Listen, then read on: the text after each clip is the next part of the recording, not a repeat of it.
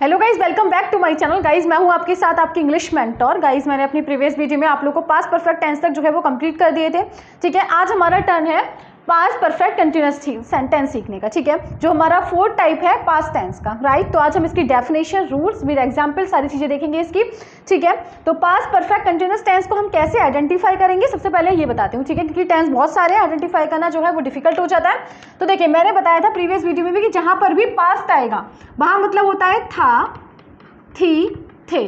ठीक है, और परफेक्ट जहां पर भी आएगा, ठीक है, जहां पर परफेक्ट कंटिन्यूअस कहां पर आता है, जहां पर रहा, रही, रहे। अब लास्ट में ये वाली बात तो आप लोगों को पता चल रही होगी कि जिन टेंसेस के लास्ट में रहा था, रही थी, रहे थे। ठीक है, अब परफेक्ट आ जाएगा मतलब टाइम भी बताएगा। ठीक है, यानी कि जिसमें टाइम भी बता रखा होगा। तो जिन टेंसेस के लास्ट में रहा था, रही थी, रहे थे प्लस टाइम भी दे रखा होगा कंटिन्यूअस है, तो टाइम की कंटिन्यूटी बनी रहेगी। ठीक है, तो वो टेंस हमारे कहलाएंगे past perfect continuous tense, right. अब देखिए इसकी डेफिनेशन क्या होगी, ये देखेंगे इसकी। ठीक है, यानी कि पास्ट परफेक्ट कंटिन्यूअस टेंस की डेफिनेशन क्या है, आइए लेट्स सी, इसको देखेंगे कि हमारा क्या होता है। ठीक है, इतनी बात समझ में आ गई। जिन टेंसेस के लास्ट में रहा था, रही थी, रहे थे plus time is also given, that will be called past perfect continuous tense. ठीक है, जिन टेंसेस के लास्ट में रहा था, रही थी, रहे थे प्लस टाइम भी दे रखा होगा, कंटिन्यूटी बनी रहेगी, वो टेंस हमारे पास्ट परफेक्ट कंटिन्यूअस टेंस कहलाएंगे। ठीक है, अब इसकी डेफिनेशन देखिए कि इसकी डेफिनेशन क्या होती है।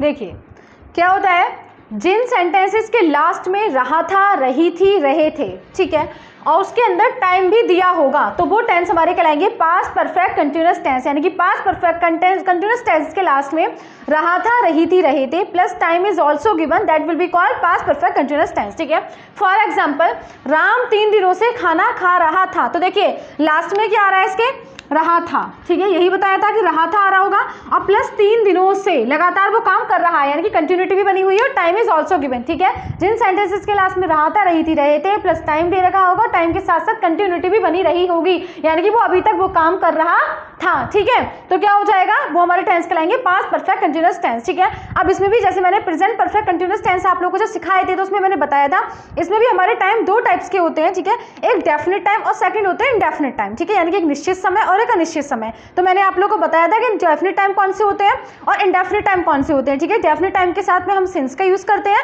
एंड फॉर इंडेफिनेट टेंस के साथ में जो हमारा इंडेफिनेट टाइम होता है उसके साथ में हम फॉर का यूज करते हैं। ठीक है, तो दोनों ही पार्ट्स को जो कैटेगराइज किया गया था मैंने आप लोगों को बता दिया था कि हमारे डेफिनेट टाइम और इंडेफिनेट टाइम कौन से होते हैं। ठीक है, इस वीडियो में भी आप लोगों को मैं क्लियर करूंगी डेफिनेट टाइम के बारे में और इंडेफिनेट टाइम के बारे में। ठीक है, तो देखेंगे ये वाली बात इतनी समझ में आ गई, हमारी इसकी डेफिनेशन क्या होगी और हमारा कौन सा टेंस होता है। ठीक है, अब हम इसके रूल्स देखेंगे। देखिए नेक्स्ट इसके अंदर क्या है, इसके रूल्स क्या होंगे। पास्ट परफेक्ट कंटिन्यूअस टेंस की जो हेल्पिंग वर्ब होती है वो होती है हैड बीन। ठीक है, चाहे हमारा सब्जेक्ट सिंगुलर सब्जेक्ट हो चाहे प्लूरल सब्जेक्ट हो, doesn't matter, we will have to use had been. हमें सारे सब्जेक्ट्स के साथ में हैड बीन का यूज करना है, राइट। देन हमारा वर्ब की फर्स्ट फॉर्म में हम आईएनजी का यूज करेंगे, ये वाली बात हमेशा ध्यान रखेंगे, कंटिन्यूअस टेंस में हमेशा आईएनजी का यूज किया जाता है। ठीक है, नेक्स्ट होता है डेफिनेट टाइम के साथ में सिंस का यूज करेंगे और इंडेफिनेट टाइम के साथ में फॉर का यूज करेंगे। ठीक है, अब इसकी टेबल क्या हो जाती है ये देखते हैं। ठीक है, इसकी टेबल है subject then had been plus first form of verb plus ING plus object plus since या for, depend on time plus time. ठीक है, इसकी टेबल दोबारा रिकॉल करेंगे। देखिए इसकी टेबल क्या हो जाएगी, सबसे पहले सब्जेक्ट के बाद में had been, then first form of verb में आईएनजी का यूज करेंगे, देन ऑब्जेक्ट के बाद में सिंस या फॉर के टाइम में यूज करेंगे टाइम का। ठीक है, तो इस तरीके की जो है इसकी टेबल हो जाएगी। ठीक है, ये टेबल का स्क्रीनशॉट ले लीजिएगा, मैं इसका एग्जाम्पल आप लोगों को बताती हूँ। देखिए इसका एग्जाम्पल देखिए। ठीक है, क्या दे रखा है इसका एग्जाम्पल, राम 3 दिनों से काम कर रहा था। ठीक है, तो देखिए कर रहा था लास्ट में आ रहा है। ठीक है, फिर उसके बाद टाइम दे रखा है 3 दिनों से लगातार काम कर रहा था। ठीक है, तो सबसे पहले सब्जेक्ट क्या हो जाएगा, राम। ठीक है, जो काम कर रहा होता है, तो सब्जेक्ट के बाद में लगाना है हैड बीन। ठीक है, तो हैड बीन लगा दिया। ठीक, उसके बाद हमें क्या लगाना है, फर्स्ट फॉर्म ऑफ वर्ब क्या है, करना। ठीक है, तो डू में क्या लगाना है, ING, ठीक है। Ram had been doing, then object work. अब देखिए क्या आ जाएगा, सिंस या फॉर में क्या डिपेंड करेगा। देखिए सिंस के बताया था, डेफिनेट टाइम के साथ में सिंस का यूज़ करते हैं और इंडेफिनेट टाइम के साथ में फॉर का यूज़ करते हैं, ठीक है। अभी हमारा 3 दिनों से, हमें नहीं पता कि 3 दिनों में कब मॉर्निंग से करा था, शाम से करा था, कितने बजे से करा था, तो ये टाइम जो होगा इंडेफिनेट टाइम, ठीक है, यानी कि अनिश्चित टाइम होगा। हमें इसके बारे में कोई भी निश्चितता के बारे में नहीं पता कि टाइम कब से हो रहा है, ठीक है। तो क्या हो जाएगा, अगर हमारा इंडेफिनेट टाइम है तो हम लगाएंगे फॉर, क्या लगाएंगे, फॉर, और उसके बाद हमारा आ जाएगा 3 डेज, ठीक है, फॉर 3 डेज। मैंने पहले भी, अगर आप लोगों को पता नहीं हो कि डेफिनेट टाइम और इंडेफिनेट टाइम कौन कौन से, कहाँ पर सिंस का यूज़ करेंगे और कहाँ पर फॉर का यूज़ करेंगे, तो मेरी प्रीवियस वीडियो में जहाँ पर मैंने आप लोगों को प्रेजेंट परफेक्ट कंटिन्यूअस टेंस सिखाए थे, वहाँ पर मैंने सिंस और फॉर को कैटेगराइज किया कि कहाँ पर सिंस का यूज़ करेंगे और कहाँ पर फॉर का यूज़ करेंगे, ठीक है। तो वो वीडियो देख सकते हैं आप लोग मेरे चैनल पर, ठीक है। तो आप लोग को ये भी क्लियर हो जाएगा, ठीक है। तो ये अफर्मेटिव टेंस जो है इस टेबल की हेल्प से हम इसको बनाते हैं। नेक्स्ट सीखेंगे नेगेटिव टेंस, ठीक है। नेगेटिव टेंस भी बहुत सिंपल है, देखेंगे नेगेटिव टेंस कैसे करेंगे। नेगेटिव टेंस की अगर बात आती है तो यहीं पे बता देती हूँ मैं आप लोगों को, subject plus had not been, क्या आ जाएगा, had not been. Negative table की, चलो मैं यहाँ पे बना देती हूँ, subject plus had not been, ठीक है। Had not been, then first form of verb, first form of verb plus ING और प्लस ऑब्जेक्ट, देन सिंस या फॉर, ठीक है, सिंस और फॉर, देन टाइम, राइट। अब देखिए क्या, अगर यहाँ पे आता राम 3 दिनों से काम नहीं कर रहा था, क्या आता, नहीं, ये हमारा हो गया नेगेटिव टेंस, क्या हो गया, नेगेटिव। अगर यहाँ पर नहीं आ रहा है तो हम क्या करेंगे, बेहद सिंपल, मैंने बताया था नेगेटिव टेंस में साथ में क्या हो जाएगा, हैड नॉट बीन, ये वाली बात ध्यान रखेंगे, यानी कि हैड के बीच में क्या आ जाएगा, नॉट आ जाएगा, ठीक है। तो Ram had not been, had not been, ठीक है। Ram had not been doing work for 3 days, ठीक है। जहां पर भी नेगेटिव टेंस का मतलब होता है डिसअप्रूवल, यानी कि नहीं का वर्ड आ जाए, ठीक है। जहां पर भी नहीं आ जाएगा वहां पर आप लोग को यूज करना है हैड नॉट बीन, ठीक है। बाकी सेंटेंस होगा वो हेजिटेट रहेगा, ठीक, राइट। इतनी बात समझ में आ गई। अब मैं बताती हूँ आप लोग को इंटरोगेटिव टेंस के बारे में, ठीक है। नेगेटिव टेंस आप लोग समझ गए होंगे, अफर्मेटिव के जस्ट उसमें क्या होता है कि नेगेटिव में नॉट लगा देंगे, हैड नॉट बीन। देखिए इंटेरोगेटिव में क्या करते हैं, इंटेरोगेटिव में मैंने पहले भी बताया था, हमारे जो इंटेरोगेटिव टेंस होते हैं वो तो 2 टाइप्स में होते हैं, ठीक है। जब सेंटेंसेस के स्टार्टिंग में क्या दे रखा होता है, एक तो हमारा वो होता है और दूसरा होता है जब सेंटेंसेस के मिड में क्वेश्चन वर्ड दे रखा होता है, ठीक है। दोनों ही हम सीखेंगे। सबसे पहला क्या है, जब क्या शुरू दे, जब हमारे सेंटेंस के स्टार्टिंग में क्या दे रखा होता है, क्या होता है, जब सेंटेंस के स्टार्टिंग में क्या दे रखा होता है तो हम क्या करते हैं, सबसे पहले हेड लगा देते हैं, then subject, then been, then first form of verb, first form of verb में ING, then object, then since या फॉर, देन टाइम, ठीक है। तो देखिए क्या होता है, इस तरीके से होता है, क्या किसान 4 घंटों से खेत जोत रहा था, ठीक है। क्या रहा आ गया लास्ट में, पहले स्टार्टिंग में क्या आ गया, क्या आ गया है पहले, ठीक है।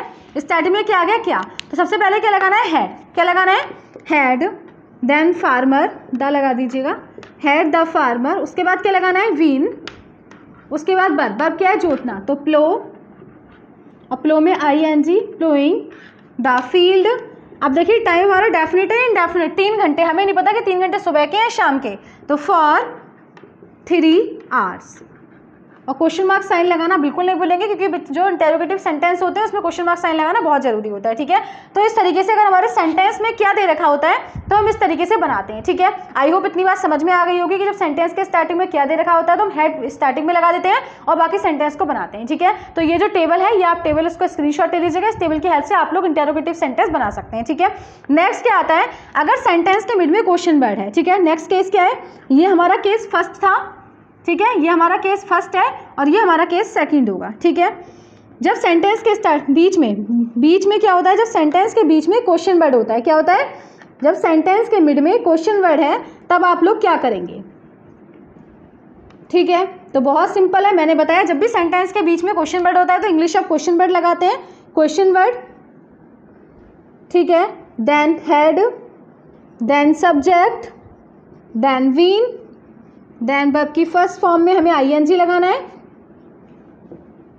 Plus ING, then object, then since या for, depend on your time, ठीक है, देन टाइम लगाना है, ठीक है।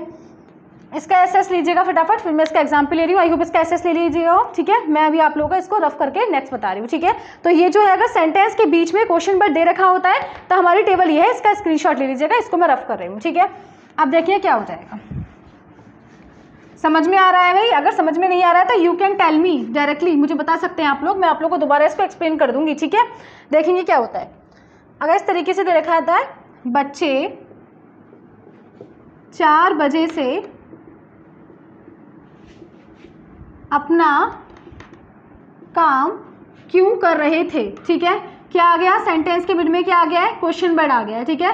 जब सेंटेंस के मिड में क्वेश्चन वर्ड आ जाएगा, ठीक है, दोबारा बता रही हूँ, जब सेंटेंस के मिड में यानी कि सेंटेंस के बीच में क्वेश्चन वर्ड आ जाएगा तो सबसे पहले हम क्वेश्चन वर्ड की इंग्लिश लिखते हैं, ठीक है। तो क्योंकि क्या होती है, वाई, ठीक है। उसके बाद क्या आ जाएगा, देखिए मैंने क्या लिखा है, क्वेश्चन वर्ड की English, then had, why had the children, ठीक है। देन बीन, वर्क क्या है, करना, डूइंग, बच्चों के साथ आ जाएगा देयर वर्क। आप कितने बजे से कर रहे हैं, ठीक है, 4 बजे से, सिंस 4, ऐसे लिख दीजिएगा 4 o'clock और क्वेश्चन मार्क साइन, ठीक है। तो आई होप इतनी बात आप लोगों को समझ में आई होगी। सबसे पहले अगर क्वेश्चन वर्ड मिड में दे रखा होता है तो English of question word, then head, then subject, then V, then work की फर्स्ट फॉर्म में ING, then object, then since या for, depend on your time, time is definite, then we will use since, if time is indefinite we will use for, ठीक है, then time, ठीक है। Question mark sign लगाना बिल्कुल नहीं भूलेंगे। तो ये जो कंप्लीट हुआ आज का पार्ट, यानी कि पास्ट परफेक्ट कंटिन्यूअस के बारे में मैंने तीनों चीज़ें बता दी। अफर्मेटिव बनेगा कैसे बनेगा, नेगेटिव कैसे बनेंगे और इंटरोगेटिव कैसे बनेंगे, ठीक है। आई होप तीनों ही टाइप्स आप लोगों को समझ में आ गए होंगे। अगर स्टिल अभी कोई भी प्रॉब्लम है, अभी तक आप लोगों को नहीं समझ में कुछ आया है, तो आप लोग जो है कमेंट बॉक्स में आप लोग मुझे बता सकते हैं, मैं दोबारा इसको एक्सप्लेन कर दूंगी, ठीक है। और देखिए बिल्कुल भी हार नहीं मानेंगे, छोटी छोटी चीज़ों से ही हम बड़ी बड़ी चीज़ें सीखते हैं, ठीक है।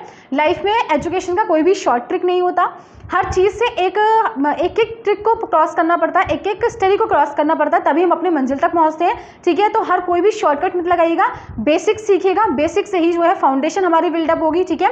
अपने जो कंसेप्ट हैं, बेसिक कंसेप्ट हैं, उसको स्ट्रॉन्ग कीजिएगा, ठीक है। इंग्लिश में भी हमारा एक बेसिक कंसेप्ट होता है, not only in maths. English में क्या होता है, अगर हमें इंग्लिश अच्छी करनी है तो सेंटेंसेज, ग्रामेटिकल चीज़ें हमें जो है आनी चाहिए, वोकेबलरीज, ये सारी चीज़ें हमें पता होनी चाहिए, तभी हमारी इंग्लिश की जो बिल्डिंग है वो अच्छी बिल्डअप होगी, ठीक है। तो अच्छे से पढ़ाई करिएगा। और एजुकेशन एक ऐसी है जो हमें एक अच्छा इंसान बनाती है, अच्छे बुरे का पहचान कराती है। विदाउट एजुकेशन इस लाइफ में मैं समझती हूँ कि शायद कुछ नहीं है, ठीक है। अगर आपके पास एक एजुकेटेड पर्सन हो जाएंगे, एजुकेटेड बंदे आप बन गए, तो सीरियसली आपको दुनिया में कोई भी ऐसी चीज़ नहीं होगी जो आप लोगों के लिए इम्पॉसिबल होगी, ठीक है। तो एजुकेशन को ही अपना हथियार बनाइएगा। जो भी सब्जेक्ट आपका वीक है, अपनी वीकनेस को ही अपना स्ट्रेंथ बनाइएगा, ठीक है, उसी को अपना हथियार बनाइएगा, ठीक है, उसी को ज़्यादा से ज़्यादा टाइम दीजिएगा, ठीक है। और कोई भी चीज़ हमसे ज़्यादा डिफिकल्ट नहीं होती, मनुष्य चाहे तो कुछ भी कर सकता है, ये हमारा विल पावर से ही क्रिएट होता है। अगर हमारी विल पावर इतनी ज़्यादा डिटरमाइंड है तो हम बड़ी से बड़ी चीज़ को अचीव कर सकते हैं, ठीक है।